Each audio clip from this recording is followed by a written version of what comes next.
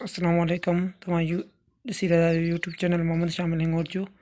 अॼु पाण सिखंदासीं त पेक्सल एप्लीकेशन ते शेडो कहिड़े नमूने सां ॾियूं। कंहिं तस्वीर ते या शेप ते या टेक्स्ट ते शेडो कहिड़े नमूने सां ॾियूं। मुकमल तरीक़ो तव्हांखे आउं ॿुधाईंदुसि। उन जे लाइ पाण हीउ विच नंबर जेको आहे इन में वेंदासीं।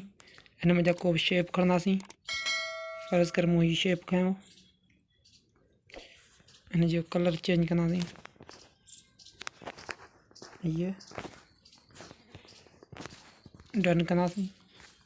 उन खां पोइ वरी हेठि ईंदासीं शेप में और शेडो में, शेडो ही पे इन खे क्लिक कंदासीं। इन खां पोइ शेडो अची वियो। इन जो तव्हां कलर बि चेंज करे सघो था। अहिड़े हिसाब सां जेको कलर रखणु चाहियो रखी सघो था। इन खे फुल साइज़ करे सघो था, घटि बि वधि करे सघो था। हिन ते हीअं रखणु था चाहियो त रखी सघो था। अहिड़े नमूने सां हेठि मथे जिते रखणु चाहियो तव्हां रखी सघो था। हिन जो कलर बि चेंज करे सघो था। जे ब्लैक आहे पाण ब्लैक कंदासीं अहिड़े हिसाब सां। उन खां पोइ वरी तस्वीर जो, ठीकु आहे, वरी एक्सपोर्ट में वञी हितां पाण एल्बम मां का बि तस्वीर खणंदासीं। हिन खे डन कंदासीं। उन खां पोइ वरी शेडो में वेंदासीं अहिड़े हिसाब सां।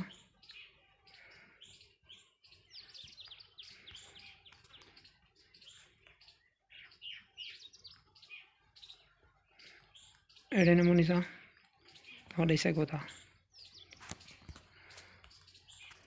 वरी पाण एक्सपोर्ट में वेंदासीं।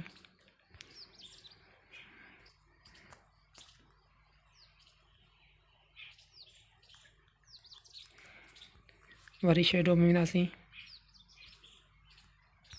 हीउ जेको हीउ पिया शेडो, हिन में वरी हिन खे ओपन कंदासीं। अहिड़े नमूने सां बि तव्हां ॾेई सघो था। विच ते रखी सघो था, जिते रखणु तव्हां चाहियो। फ़र्ज़ु करे हीअं करे रखी सघो था। हिन जो कलर बि चेंज करे सघो था। ब्लैक बहितर रहंदो शेडो जे हिसाब सां। उन खां पोइ हिन खे हेठि मथे करे सघो था अहिड़े नमूने सां।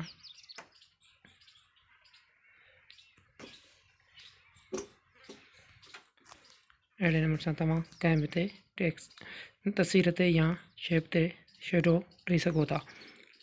उन खां पोइ वरी टेक्स्ट जो, ठीकु आहे, टेक्स्ट जे लाइ पाण खे टेक्स्ट में वञिणो पवंदो। हिते को बि टेक्स्ट लिखंदासीं, जीअं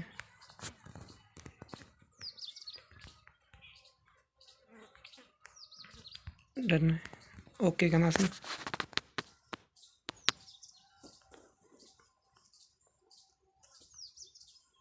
हिन जो कलर जेको आहे उहो चेंज कंदासीं।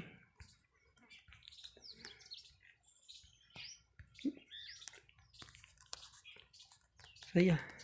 अहिड़े नमूने सां हिन जो फ़ॉन्ट जेको आहे उहो वरी फ़ॉन्ट चेंज कंदासीं। को सुठो फ़ॉन्ट खणंदासीं, को बि खणंदासीं, ओके कंदासीं। वरी हाणे हिन में विच में वेंदासीं हिन ते। उन खां पोइ वरी शेडो में वेंदासीं।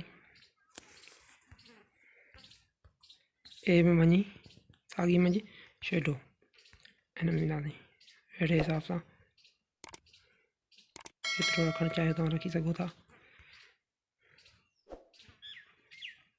हेठि मथे बि करे सघो था। जहिड़े नमूने सां